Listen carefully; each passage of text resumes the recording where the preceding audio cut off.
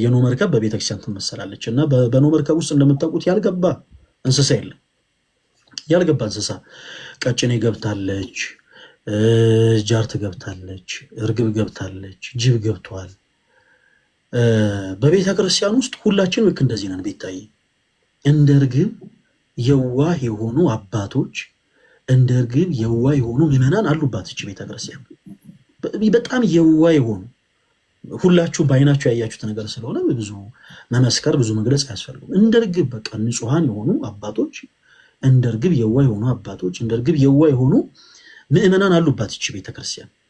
በተመሳሳይ ደግሞ እንደ ጃርት እሾሃማ የሆኑ ሰዎች አሉ። ንግግሮቻቸው እንደ ሾህ የሚዋጋ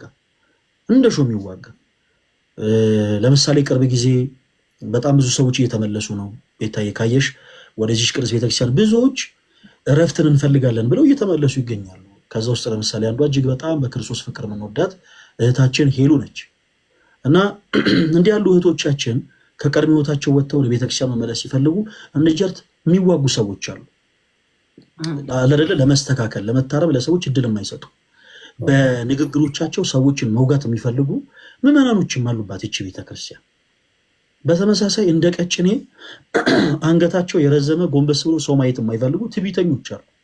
በጣም ትዕቢተኛ የሆኑ አገልጋዮች፣ ትዕቢተኛ የሆኑ ምዕመናኖች አሉ እዚህ ቤተክርስቲያን ውስጥ።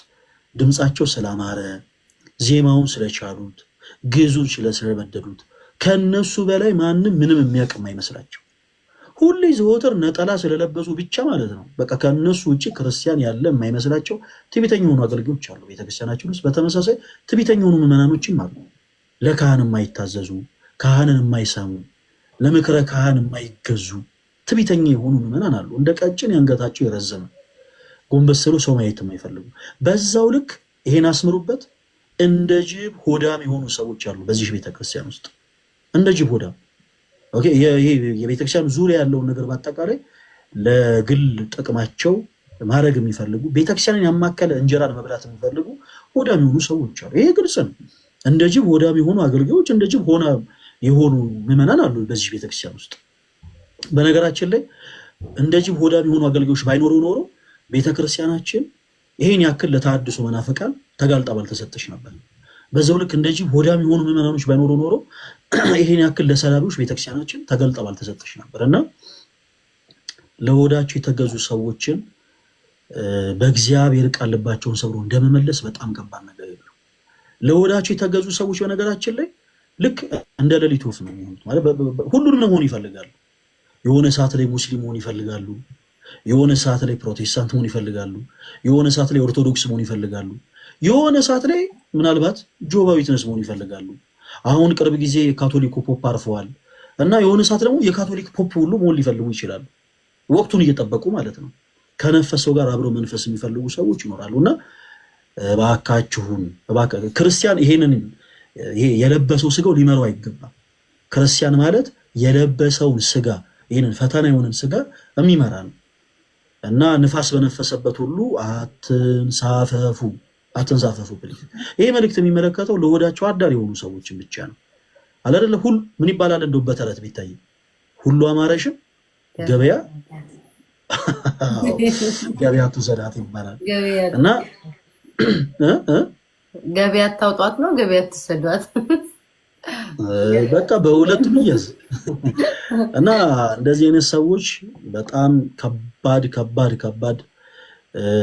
ችግር ያለባቸው። በተቻለ አቅም እናንተም በዙሪያቸው ያላችሁት ወንድሞቻቸው በመጀመሪያ አስተሳሰባቸውን ከሆዳቸው ወደ ራሳቸው እንዲመልሱ፣ ልባቸውን በትክክል ለቃለ እግዚአብሔር አሳልፈው እንዲሰጡ የተቻላችሁን ማድረግ አለባችሁ እና በቤተክርስቲያናችን አሁንም ጭምር እነዚህ አይነት ሰዎች ፈተናዎች ናቸው። ቤተክርስቲያንን አሳልፈው ለሰላቢ የሚሰጡት በነገራችን ልክ እነዚህ ለሆዳቸው ያደሩ ሰዎች ናቸው። አንዳንዴ ሰው ቤታቸው መጥቶ ሰብሰብ ሲል ይሄ ጭር ሲል አልወድም አይነት ሰዎች አሉ። ጭር ሲል አልወድም አይነት ሰዎች በቃ የሆነ ማንነት አላቸው፣ የሆነ ኦርቶዶክስ ናቸው፣ ግን በቃ ጭር ሲል ስለማይወዱ ማንነታቸውን ይለዋውጡታል። የሆነ ሰዓት ፕሮቴስታንት ይሆናሉ። ከዛ ከፕሮቴስታንቶቹ ጋር ሆይ ብለው በደንብ ጊፍቱ ከተሰበሰበ በኋላ ፕሮቴስታንቷም በአጠቃላይ ሰጥቶ ሲጨርስ ከዛ ደግሞ ወደተበላበት ዞር ይባላል። አይ በቃ ኢንሻአላህ እኔ በቃ አሁን ሻዳ ፈጽማለሁ ሙስሊም ሆናል ይላል። ከዛ ደግሞ ሙስሊም ወንድሞቻችንም ደግሞ በፍቅር ነገሮችን በቀናነት ከመመልከት ጊፍት ይሰጣሉ። ጊፍቱ ተሰጥቶ ካለቀ በኋላ ደግሞ ወደ ቅዱስ ቤተክርስቲያን ተመልሻለሁ በእውነት እንደ ኦርቶዶክስ ቤተክርስቲያን ደግሞ እያሉ ድራማ ይሰራሉ። እንደዚህ አይነት ድራሞች እየተደጋገሙ በአይናችን እየተመለከትን ስለሆነ ማለት ነው። እና በቻላችሁት አቅም ሁላችሁም እንደዚህ አይነት ሰዎች ለሁሉም የሚጠቅሙ ስላልሆኑ በቻላችሁት አቅም ብዙ ቦታ ባሰጧቸው እንደው ምርስ ባታረጓቸው መልካም ነው። እንደዚህ አይነት ሰዎች መረሳት ይወዳሉ። መርሳት ጥሩ ነው። ካልሆነ ግን ጥሩ የሰሩ መስሏቸው በቃ አሁንም ጭርስ ይላሉ ይላሉ። እንደውም አንድ ወንድማችን እዚህ ቲክታክ ፕላትፎርም ላይ የሆነ ሰዓት እስልምናን ተቀብያለሁ ብሎ ተመለከት ነው። የሆነ ሰዓት በሳምንት ውስጥ ከዛ የሆነ ሰዓት ኦርቶዶክስ ሆኛለሁ አለ። ከዛ የሆነ ሰዓት ፕሮቴስታንት ሆኛለሁ አለ። ጭራሽ ሰዎች የቆየ ቪዲዮ አምጥቶ ሲያሳዩ በጣም ነው ግራ የገባኝ። እንደ ፍቅር ሲዝም እንደ ደምሳሽ ማለት ነው ነብይም ነኝ ብሎ ያውቃል። ለካ ይሄ ሰው ነብይም ነኝ እኔ ነብይ ከእግዚአብሔር የተላኩ ሰው ነኝ፣ እባካችሁ አዳምጡና በእውነት እግዚአብሔር አምላክ ይድረስለት ለዚህ ሰው፣ እግዚአብሔር አምላክ ይድረስለት። እኔ ላችሁ ቤት አንተ ሰዎች ከባድ ነው ያለው ነገር ከባድ ነው።